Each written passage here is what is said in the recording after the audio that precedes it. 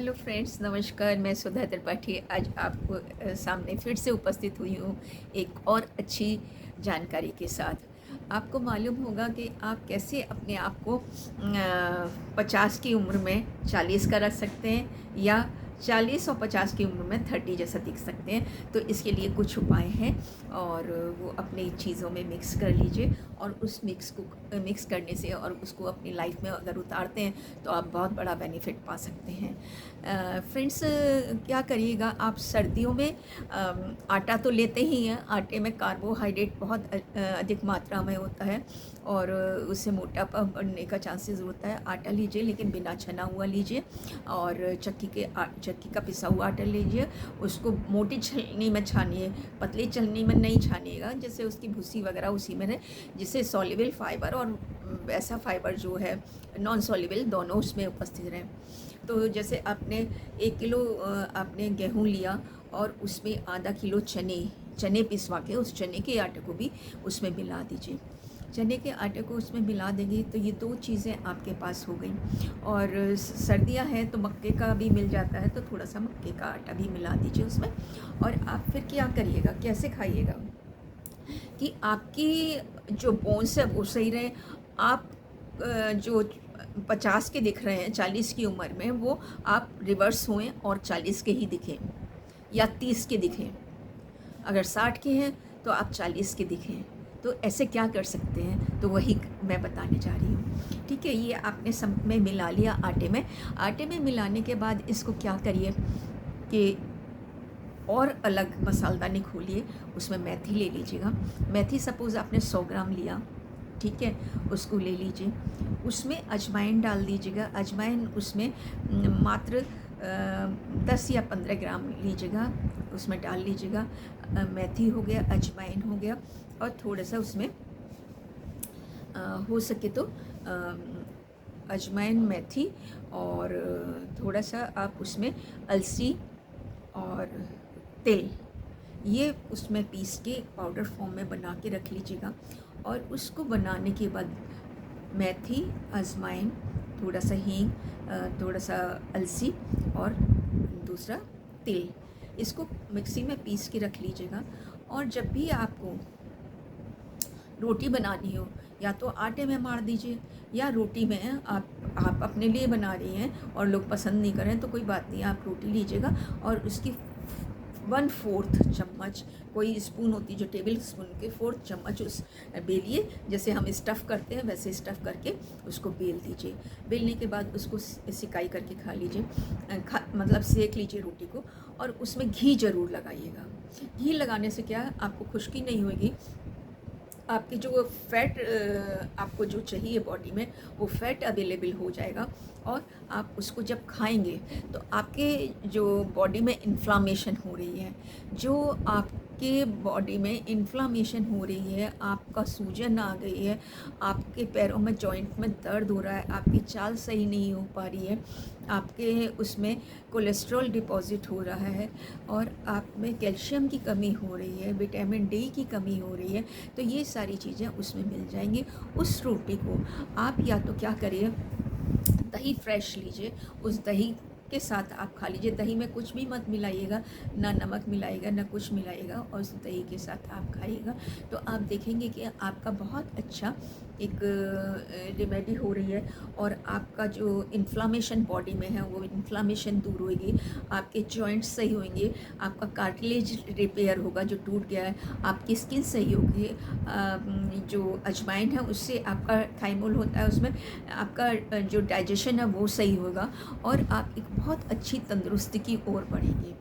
तो इस तरह से आप अपनी लाइफ में इसको उतार दीजिए। गर्मियों में भी खा सकते हैं। गर्मियों में खाने में क्या करिए, आप बनाइएगा रोटी या आटे में मार दीजिएगा, सब लोग खाएं, क्योंकि सबों में ही कैल्शियम की कमी हो रही है, सबों में ही जॉइंट दर्द हो रहा है, इन्फ्लामेशन हो रहा है बॉडी में, कार्टिलेज डैमेज हो रहा है, डाइजेशन सही नहीं है, प्रॉपर गैस हो रही है, ब्लॉटिंग हो रही है, ये सारी चीज़ें सब लोगों को होती है।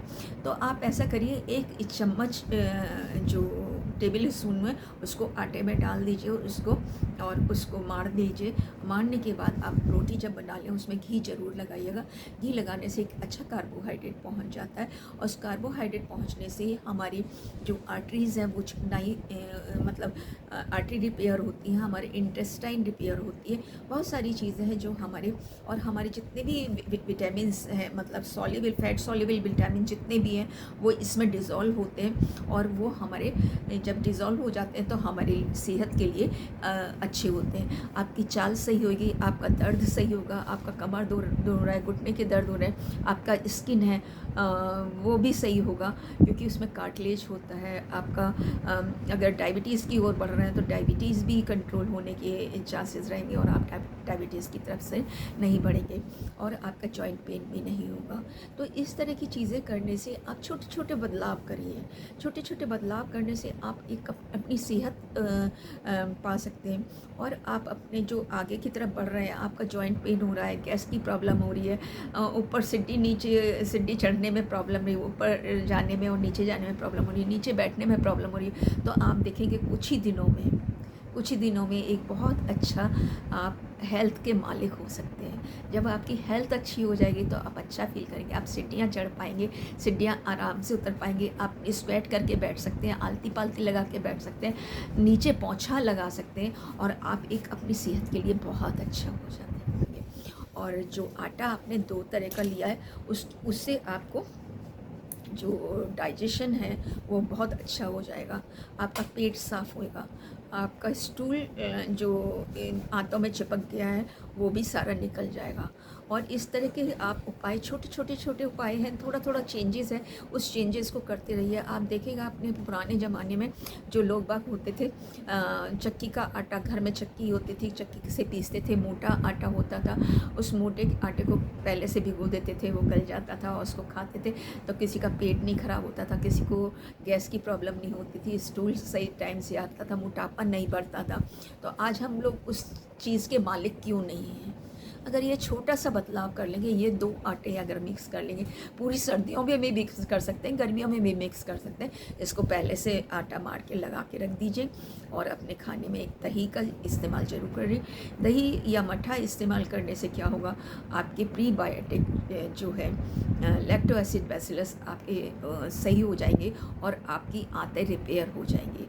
आपकी आंतें जब रिपेयर हो जाएंगी, उसमें जो अपर लेयर होती है वो हट जाती है, तो उसकी वजह से जब उसमें गैप आ जाता है और उसमें बहुत सारे इन्फ्लामेशन होने लगते हैं, उस इन्फ्लामेशन की वजह से आपको बहुत सारे चेंजेस आते हैं, आप डायबिटीज़ की तरफ बढ़ जाते हैं, आप मोटापे की तरफ बढ़ जाते हैं।